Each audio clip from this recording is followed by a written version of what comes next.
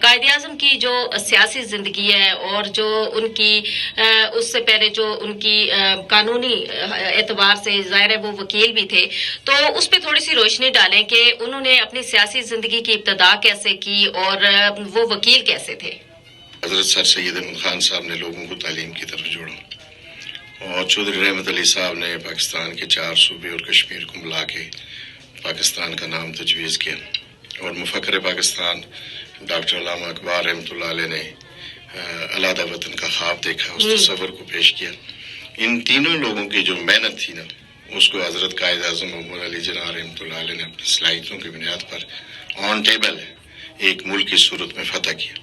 اور میں یہ سمجھتا ہوں کہ اگر آپ اسلام کی تاریخ کو اسٹڈی کریں تو بدر کی جنگ ہوئی، عہد ہوئی، اس سے پہلے خندق کی جنگیں ہوئی، ان ساری جنگوں کے بعد جو فتح مکہ کا وقت آیا نا،